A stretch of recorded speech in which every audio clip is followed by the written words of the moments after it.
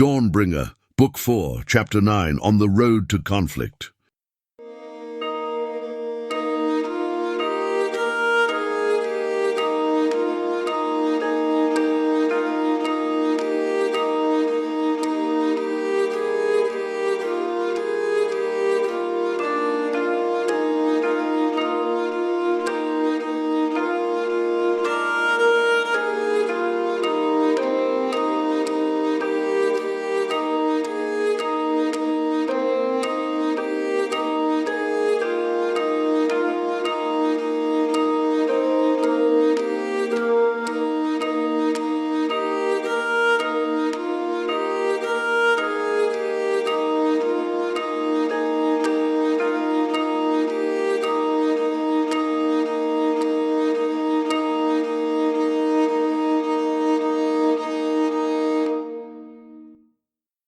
When all the able-bodied fighters have been gathered in the city of Onilanden, they stand 4,000 in number.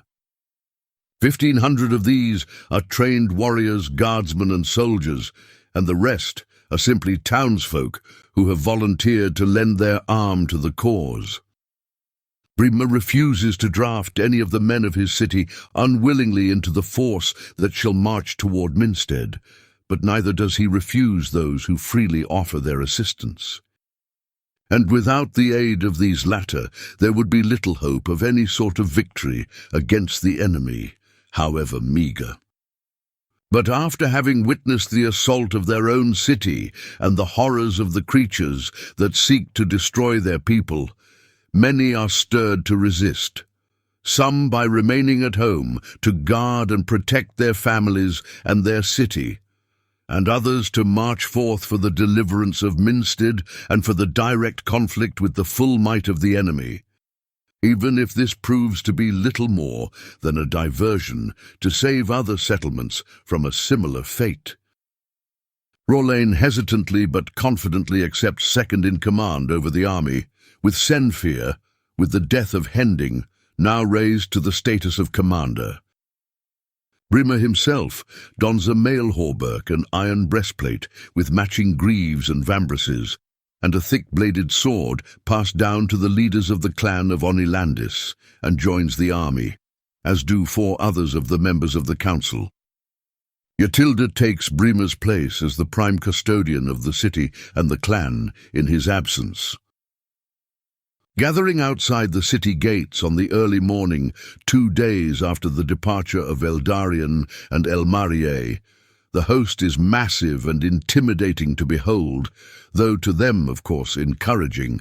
With armor glinting in the torchlight as far as the eye can see, a great horde emerging from the darkness. They know not whether the Ertenga can see in the darkness as in daylight, or even if they see at all in the ordinary manner.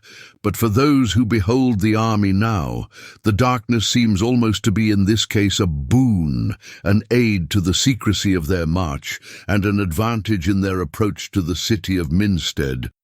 Like a wave at sea, rising up and crashing against the shore without warning in the depths of night.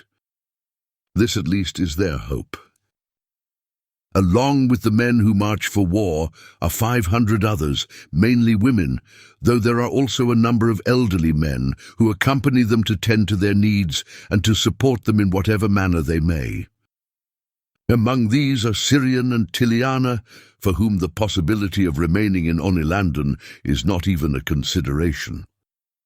Though they have nothing to offer in terms of military strength or acumen, they both wish to be where the conflict is, that they may aid those who stand forefront against the darkness. Whether it shall be cooking meals, helping with camp, tending to the wounded, or offering counsel and presence, there they want to be, and they also do not wish to allow Rolain to press forward alone without their support and their companionship, for the burden he now carries is great. When all have gathered and are prepared to depart, Senfir speaks. He addresses the troops in a loud voice, reaching whom he may, while others pass on his words to those too distant to hear him. We have a long road ahead of us, and our destination shall be more dangerous and more arduous than the road to get there.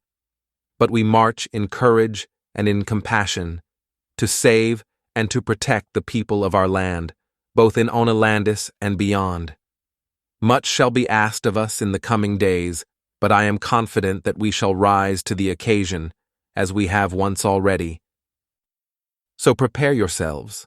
Much need have we of haste, and we shall march hard. Let your legs be tireless and your arm be strong, and let your heart not fail, come what may. For we are Telmarans, and our spirit shall not be broken. After these words, the great company sets out, following the plains and foothills to the west and then the northwest, as its leaders guide all steps toward a narrow pass that cuts through a branch of the Teldrans, and which shall spare a large number of days, perhaps even a whole week from their journey. For the three companions who have journeyed from Ristfand, the experience of traveling in such a large group of people is a jarring change, as the sobriety of the days and the silent intimacy of the nights is replaced by numerous sounds, whether the dull pounding of thousands of footsteps and the breath of many human beings alike, a cadence resounding on and on as the long hours of marching wear on, or whether the sounds of hushed conversation at night and snoring, and campfires crackling to fight away the darkness and the bitter chill. Fortunately, they pass through the mountains without incident and find the land sloping downward on the other side, and a wide expanse opening out before them, more felt than seen, which shall take many further days to cross. But across it, far to the north, lies their goal, one both desired and feared, the city of Minstead, cradled in a wide basin of land between rugged peaks, centre of the clan of Mineas and heart of conflict now for years. But the nature of this conflict has now drastically changed, and what was once the fight between empire and rebellion has now become the struggle of humanity for life and survival against the beasts of darkness and death who would rob them of it. I feel their fear. Rorlain remarks one day to Syrian as the company stops to make camp. They have witnessed incredible horror already in the heart of their own city, once a bastion of such safety and security. And yet, within only a matter of weeks, they march forth toward another city, foreign and unknown, and to face what for all indication shall be a yet greater force of evil. The fear of death hangs heavy in the air, and rightly so.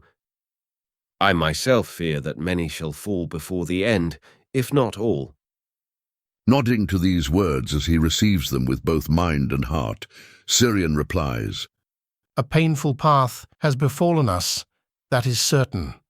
Our people face a trial they have not known for ages, and for all that we would wish to spare them of it, all that we can do, rather, is join them in it and guide them as best we can along the journey that lies before them. And in the conflict be a shield to protect them and a sword to sharpen them. A sword imbued with light, which seems to be our only advantage, and one that seems to me so small and meagre against our enemy. Do you have any hesitations about the path that we have chosen? Syrian asks. About the assault on Minstead?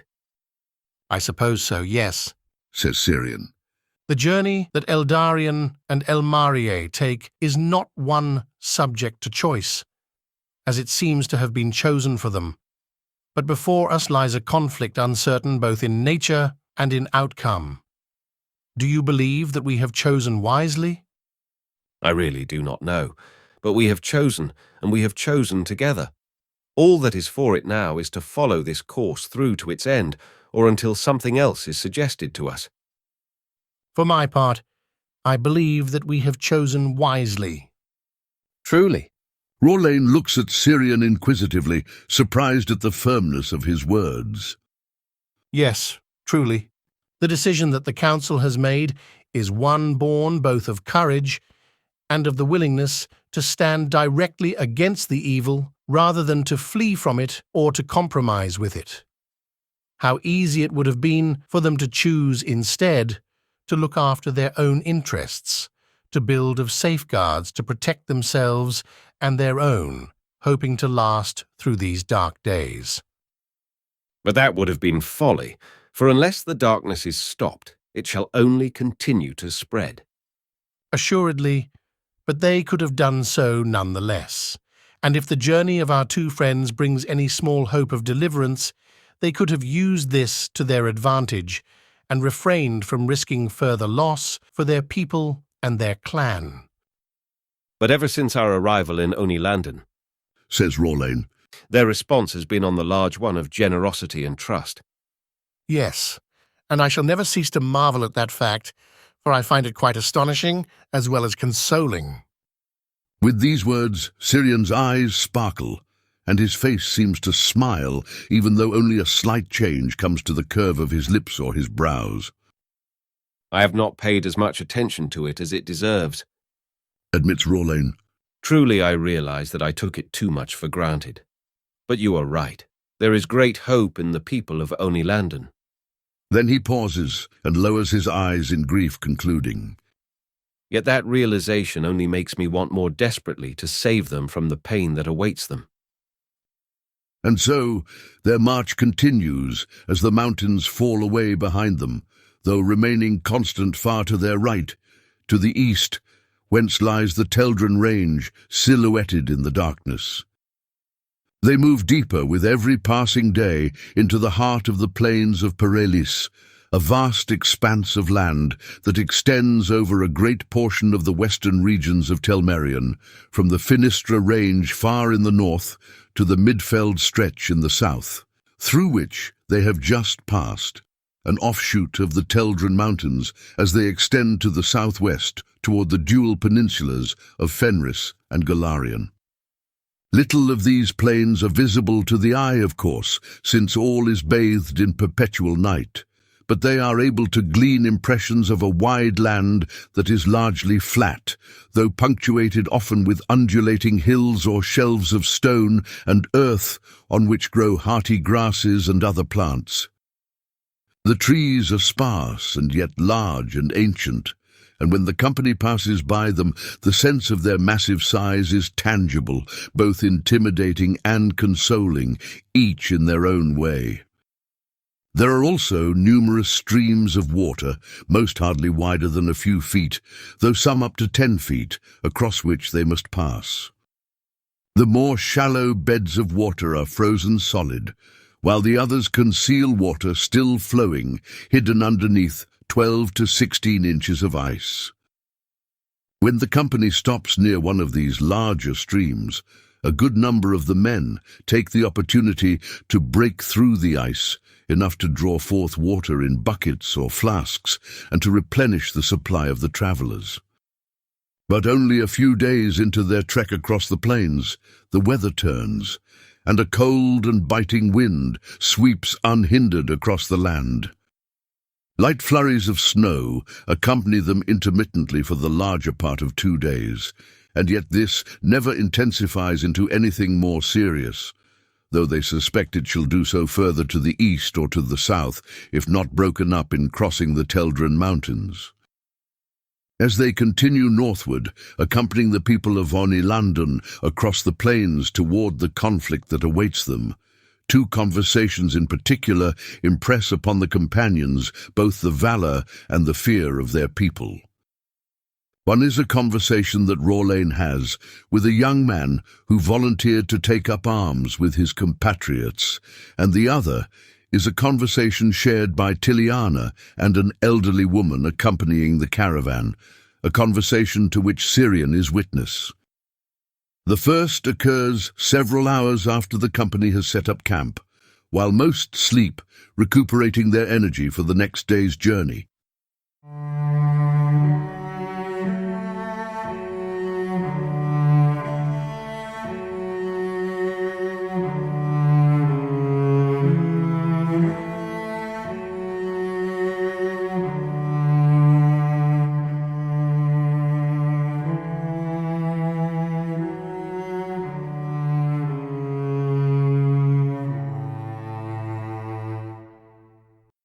Rawlane walks the perimeter of the camp slowly, lost in thought, having just awoken from a dream-filled slumber and finding himself incapable of sinking back into sleep. He comes upon the young man, set for the first night watch of the southwest perimeter of the camp, standing unmoving in the darkness, his arms crossed upon his breast and clasping his cloak tight around his body. How goes the watch? Rollane asks as he draws near, in order not to startle the young man. Coming closer, he sees more clearly the features of the youth, and the person he assumed was a man of perhaps his early or mid-20s appears instead to be a teenager. Captain Farael, is that you? Why come you to the watch? The man asks in response, the discomfort at speaking directly to a superior officer evident in his voice. At ease. Rollane says kindly, stepping to the man's side. What is your name? I am called Ilthus, sir. Ilthus, son of Mendelian, though my father died in the assault on Onilandon. I am sorry to hear of your loss, Ilthus, son of Mendelian. You have my condolences and my prayers for your father, says Rollane. Too many have fallen already at the hands of these forces of darkness. Indeed, sighs Ilthus, unconsciously lowering his head in grief. But only a moment later, he raises it again and risks a glance at Rollane, saying, Yet that is why we march, is it not? We must put a stop to this madness before any more innocent lives are lost. That is exactly why we march, answers Rollane. Did you join the fighting company for this reason? Yes, Sir Farael, for that and none other. Please call me Rollane. Rollane? Ah, very well. I am impressed with your courage, Ilthus, and grateful for it. You are young, and yet you step willingly into a place of great danger, stirred by love of your people. If a young man shall not be courageous, why would we expect an older man to be? Ilthus asks, though it is clear the question is rhetorical. The boy is the seed of the man, remarks Rollane. You're right, and you speak more wisely than many twice your age. If only men would recognize that even their adult manhood is still growing, still being called forth unto maturation, and yet that this maturation in large part consists in a rediscovery of the vigor and wonder, the newness and awe of youth, then our world would be a better and more courageous place. Perhaps, the young soldier comments. But I look forward to being a man. A man you are already, Ilthus. It is courage and integrity that make you a man, and standing up for right and good and innocence. From this, all other maturation shall flow. You are right, responds Ilthus. I just don't feel ready to be a man. None of us do. That is perhaps part of the mystery of life, that the very gift of our existence, of who we are in the midst of this world, is both ours and yet also ever so far beyond us. Only in knowing that can you discover true strength greater than the measure of man, though alive in man. Ilthus does not immediately respond, but it is evident that he is reflecting on these words in silence. When at last he speaks, he does not respond directly to Rollane's words, but the latter knows that he has listened to them deeply and shall hold them in the thought and reflection of the heart. Speaking, Ilthus' voice is strained. Ma, she is still in Onilandon. I wanted to stay and protect her, to grieve the loss of Ta with her, but I knew I couldn't. I knew I had to march with the company. A great sacrifice you have made. There was no other way. But you made it nonetheless. And may you behold the fruit of this sacrifice, and again look upon your mother's face, and upon the face of the many people you shall know and love throughout your life after these days of darkness have passed. You really think there is hope for such a thing? Ilthus asks, turning now to face Rollane directly, the intensity of his question harnessing the fullness of his attention. Rollane's response is confident and yet simple. There is always hope, Ilthus. Never cease to believe that love is greater than hatred and light stronger than darkness. The second conversation occurs a couple days after the prior, as the company walks together across the plains in the darkness of midday. Tiliana finds herself in the midst of a group of women, young and old alike, and she cannot help overhearing the conversation that unfolds as they walk. It is a long one, for a few of the women are quite loquacious. Yet it is not the length that pains Tiliana, but the content. They speak of the promise and the rumor of the scarred king, and though Tiliana can tolerate their disagreement and dismissal, she is hurt deeply through their disrespect, a disrespect bordering on blasphemy. But shy and quiet as she is, she finds it difficult to voice her concerns. It takes her a couple minutes to work up the courage to say something, but just as she opens her mouth to speak, another woman near to her, the oldest of the group, speaks instead. I have had enough of your crude language, ladies. The age shows in her voice, and this makes her interlocutors smirk. Ladies? Why do you call us ladies?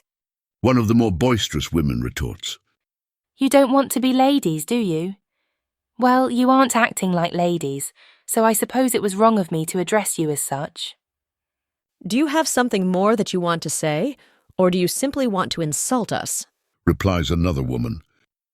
I have no intent to insult any of you, Says the first woman. but whether you use language well or poorly, it must be pointed out that what you say goes against both the intelligence of the mind as well as the memory and hope of our people.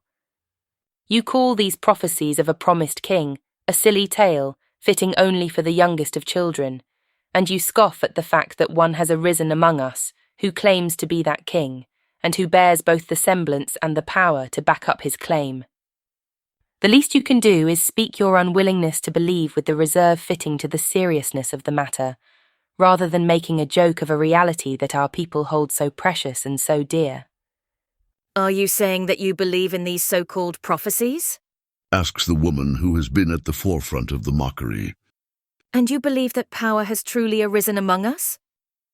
Shaking her head sorrowfully, the elderly woman, after a moment either to collect her thoughts or to make sure her words are received in the silence that is their due, Tiliana suspects that it is the latter, says, I have believed in the promises since I was a young child, and yet the hope, indeed the conviction of their truth, has not lessened with me as I have grown and advanced in years. Rather, the surety in my heart has only deepened, and I know that I am not alone in this hope and this longing. At first I believed in the scarred king because the whole world was bathed in beauty and wonder, because all things were a marvel, and my heart knew that a promised king who would be the deliverance and salvation of our people would be the greatest marvel of all. And yet, as I grew older, I came to believe in the scarred king because the world was marked by suffering and pain, by loss and sorrow. I knew that if there ever was to be a king who would lead the people of Telmerian unto healing and life, it would be one who was scarred, who bore the marks of suffering and of love in his own flesh. The intensity and the passion in these words, along with the mysterious logic present within them, leaves the other women for a few moments fumbling for an answer. Eventually, they do what so often happens in such situations. They turn away from the woman who has spoken and resolve henceforth to ignore her, returning to the same manner of speech that had stirred her to intervene in the first place. But she has spoken, and for Tiliana that is enough. When the company stops at the end of the day, Tiliana approaches the woman and, reaching out to grasp her hand, says, I wanted to introduce myself and to say thank you for your words earlier. I was about to speak myself, but was struggling to muster the courage to do so. I know, dear, that is why I spoke. Replies the woman simply. Such blindness and disrespect thrives when people who see more deeply choose to remain silent. Anyway, darling, by what name are you called? Tiliana laughs softly and replies, Darling is as good a name as any, or perhaps even the best by a large margin. But I am called Tiliana Valesa, a widow from Ristfand. What is your name? So you know the pain of which I speak, do you? That explains much. My name is Elandra Mistray. It is a pleasure to meet you, Elandra. Likewise. You speak of my pain, Tiliana continues hesitantly. But those women surely know pain too, do they not?